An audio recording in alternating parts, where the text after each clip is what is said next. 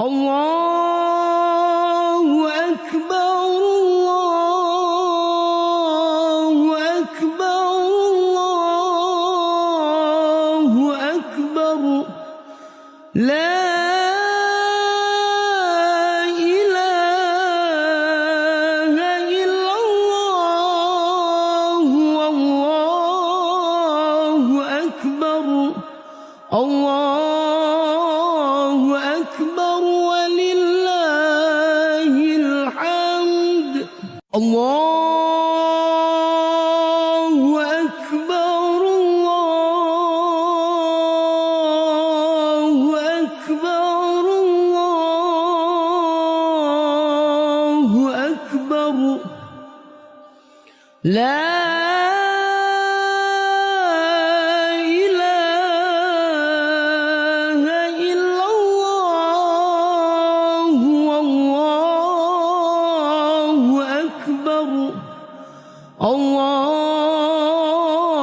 الله أكبر ولله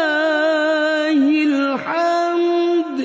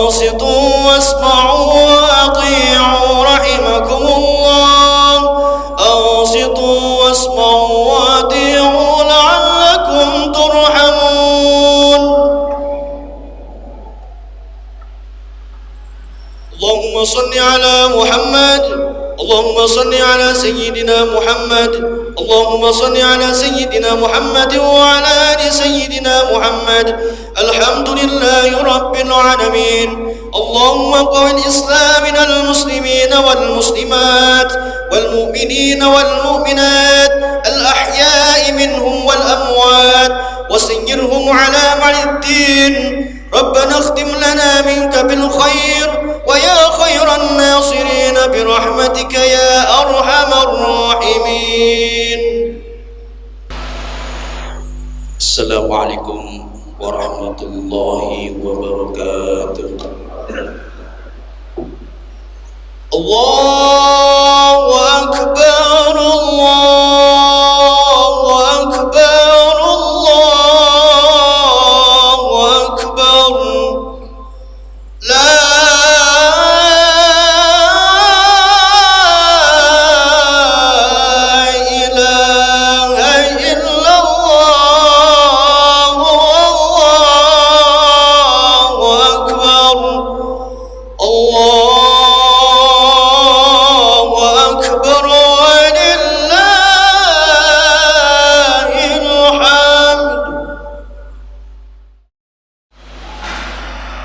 الله أكبر الله أكبر الله أكبر الله أكبر الله أكبر الله أكبر الله أكبر الله أكبر الله أكبر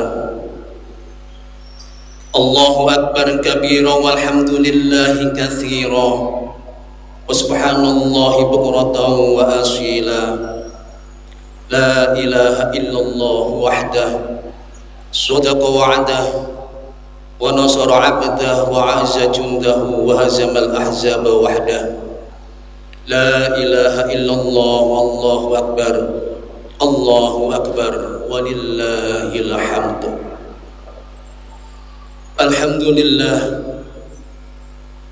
Alhamdulillahi malik dayan, nahmaduhu wa nasta'inuhu wa nastaghfiruh, wa na'udzu billahi min syururi anfusina wa min sayyiati a'malina, may yahdihillahu fala mudilla lahu wa may yudlilhu fala hadiya lahu. Asyhadu an la ilaha illallah wahdahu la syarika lahu wa asyhadu anna sayyidana Muhammadan abduhu wa rasuluh. Allahumma salli wa sallim ala sayyidina Muhammadin wa ala alihi wa sahbihi wa man tabi'ahum ila yaumiddin, amma ba'd. Fa ya ayyuhan nas ittaqullaha haqqa tuqatih wa la tamutunna illa wa antum muslimun. A'udzu billahi minasyaitonir rajim. Bismillahirrahmanirrahim. Inna a'tainakal kautsar fasholli lirabbika wanhar inna syani'aka huwal abtar. Allahu akbar, Allahu akbar, Allahu akbar, walillahil hamd.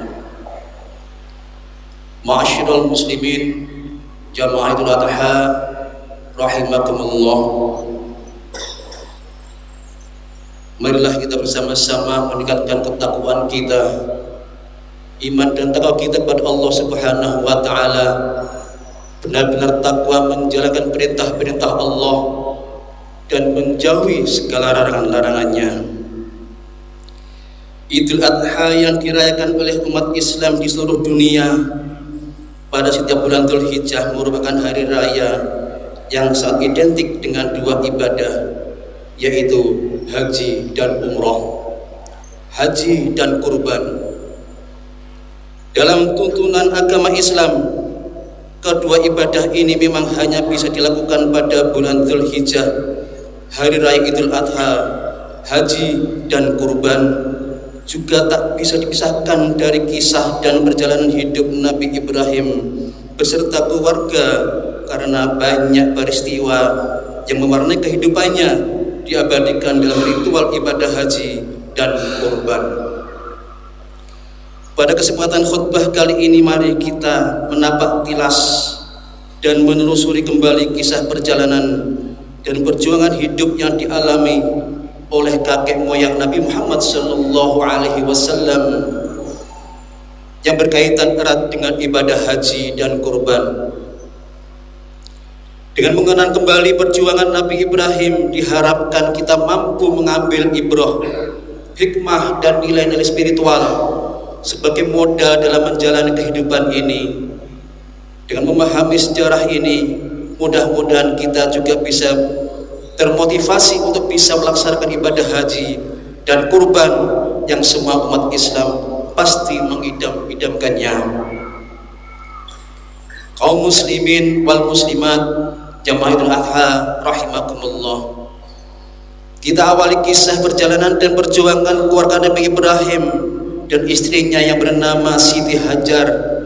Dari saat Allah menganugerahi mereka seorang putra yang sudah diidam-idamkan sejak lama, kelahiran putra yang diberi nama Ismail ini diiringi dengan perintah cobaan dari Allah Subhanahu wa taala, menempatkan Siti Hajar dan Ismail di daerah lembah yang tandus dan gersang. Kisah ini diabadikan dalam Al-Quran surat Ibrahim ayat 37. A'udzu billahi minasyaitonir rajim. Bismillahirrahmanirrahim. Rabbana inni askantu min dzurriyyati biwadin ghairi dzi zar'in inda baitikal muharram. Rabbana yuqimus salata waj'al afdatan minan nasi tahwi ilaihim warzuqhum minats thamarati la'allahum yashkurun. Ya Tuhan kami, sesungguhnya aku telah menempatkan sebagian keturunanku di lembah yang tidak ada tanamannya dan berada di sisi rumahmu Baitullah yang dihormati. Ya Tuhan kami, demikian itu kami lakukan agar mereka melaksanakan sholat.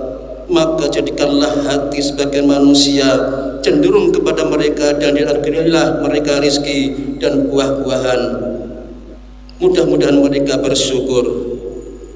Saat tinggal di lembah ini, suatu hari Siti Hajar kehabisan air minum hingga tidak bisa menyusui Ismail. Ia pun mencari air ke sana kemari sambil berlari-lari kecil antara Bukit Safa dan Marwah sebanyak 7 kali. Peristiwa inilah yang kemudian diabadikan menjadi salah satu rukun haji, yakni sa'i atau lari-lari kecil antara kedua bukit tersebut.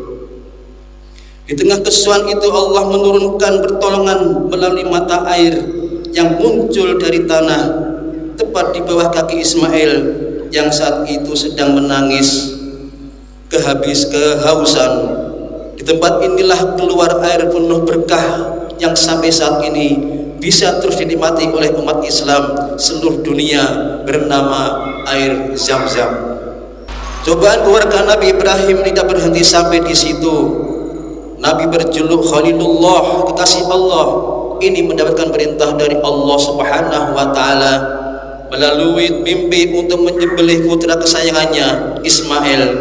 Perintah ini juga menjadi sebuah ujian keimanan dan ketakwaan Nabi Ibrahim kepada Allah, karena sebelumnya ia pernah mengeluarkan janji bahwa jika Allah menghendaki Ismail untuk dikorbankan, maka ia akan melakukannya. Perintah ini itu pun akhirnya benar-benar datang kepadanya. Awalnya ketika bermimpi diperintahkan untuk menyembelih Ismail, Ibrahim merasa ragu. Ia pun melakukan perenungan dan berpikir-pikir apakah ini benar-benar perintah Allah. Peristiwa ini kemudian diabadikan dengan nama Tarwiyah, yakni hari perenungan di mana kita disunahkan berpuasa pada tanggal 8 Dzulhijjah. Setelah perenungan ini kemudian hilanglah keraguan-raguan itu, karena Nabi Ibrahim kembali bermimpi hal yang sama untuk menyembelih Ismail dan tahu jika itu adalah benar-benar perintah Allah. Peristiwa ini yang kemudian diabadikan dengan nama Hari Arafah, yang berarti mengetahui di mana kita disunahkan berpuasa pada tanggal 9 Dzulhijjah. Allahu Akbar, Allahu Akbar, Allahu Akbar, walillahil hamd. Jamaah salat Idul Adha rahimakumullah. Setelah Nabi Ibrahim tahu dan yakin perintah itu datang dari Allah, maka ia pun menyampaikan dan berdiskusi dengan Ismail. Dialog bersejarah antara ayah dan anak itu pun diabadikan dalam Al-Quran surat As-Saffat ayat 102. A'udzu billahi minasyaitonir rajim. Bismillahirrahmanirrahim. Falamma balagha ma'ahu sa'ya qala ya bunayya inni ara fil manami anni adbahuka fanzur madza tara.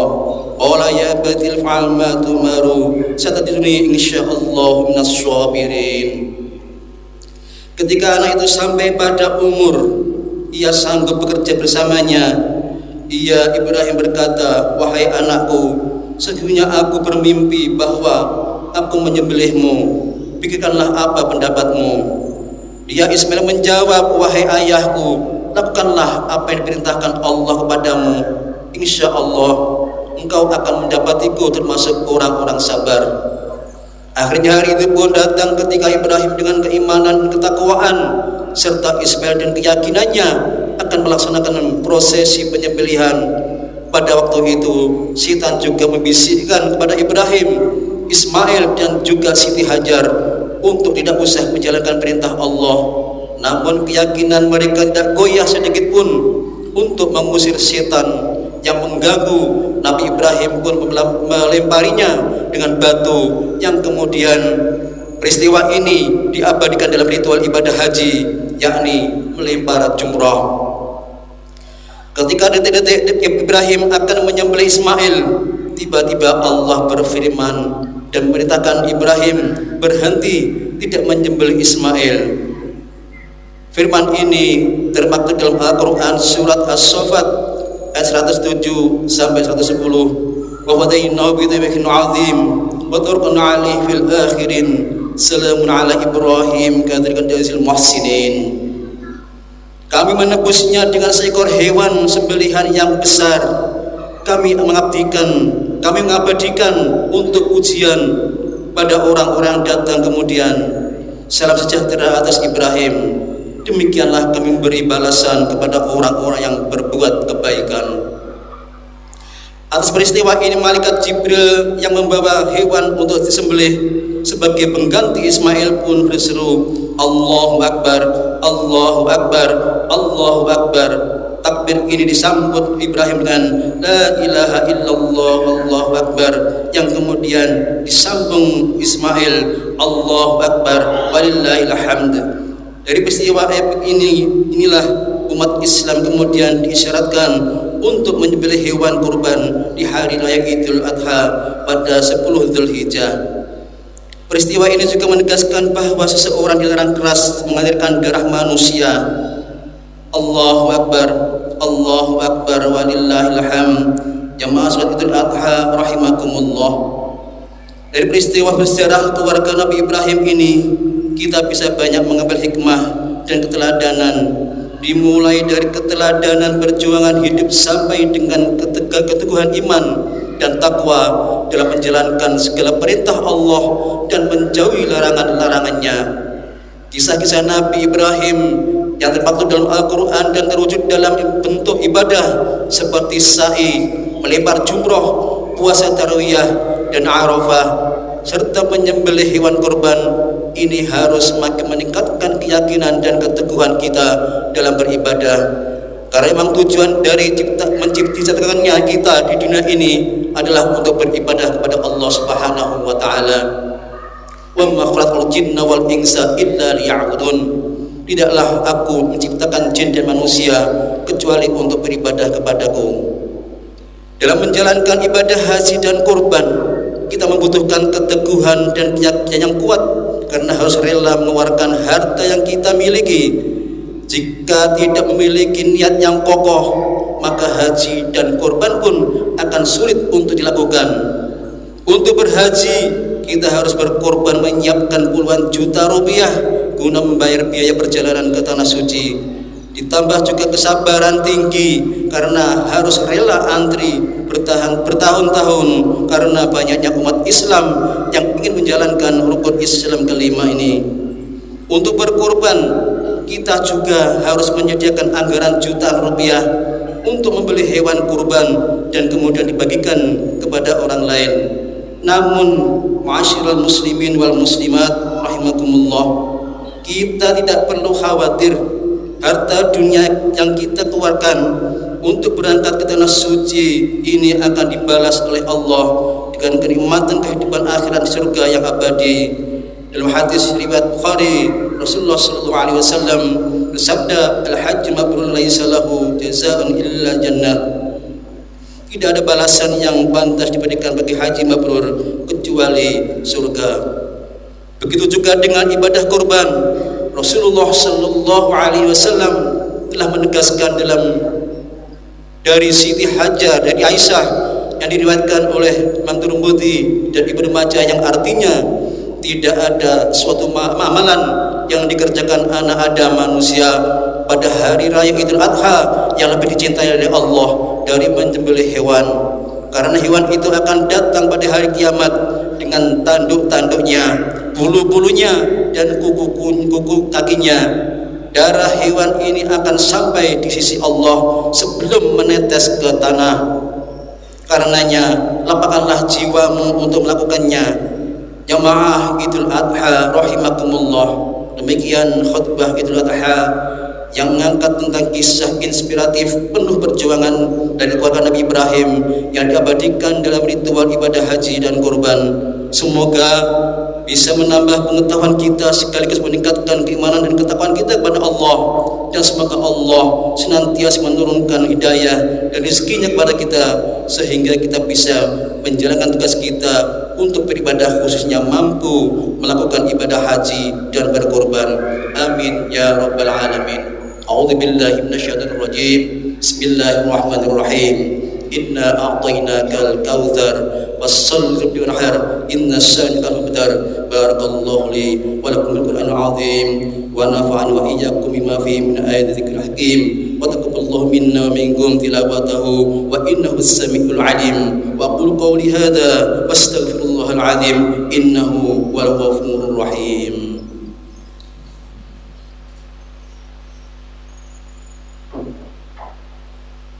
اللهم صل على سيدنا محمد وعلى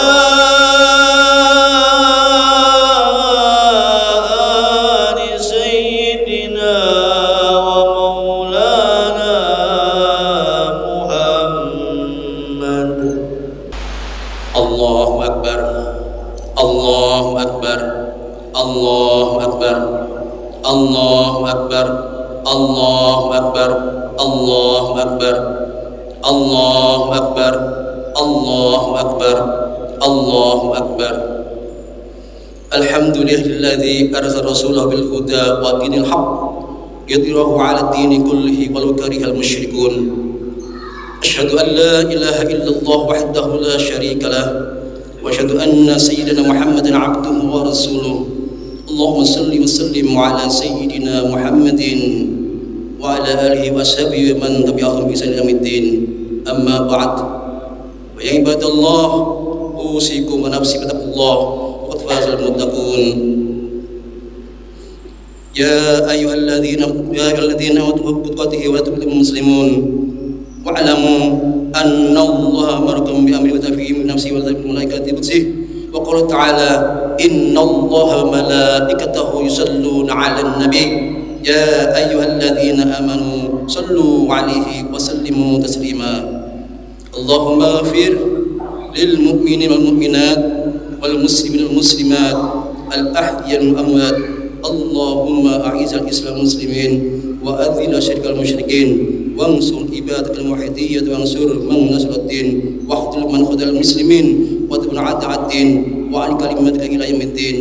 اللهم ادفع عنا البلاء والوباء وزلزل بالمحن وسوء الفتن والمحن ما ظهر منها من بطن أن بلدنا إندونيسيا خاصة وسائر المسلمين عامة يا رب العالمين. ربنا ظلمنا أنفسنا وإن لم تغفر لنا وترحمنا من الخاسرين. ربنا آتنا في الدنيا حسنة وفي الآخرة حسنة وقنا عذاب النار. والحمد لله رب العالمين.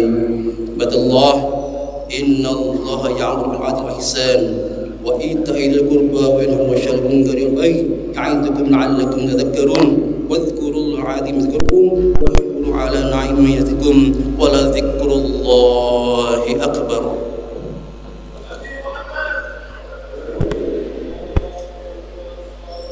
على محمد يا رب صل عليه وسلم. اللهم صل على محمد يا رب صل عليه وسلم. اللهم صل على محمد يا رب صل عليه وسلم. اللهم صل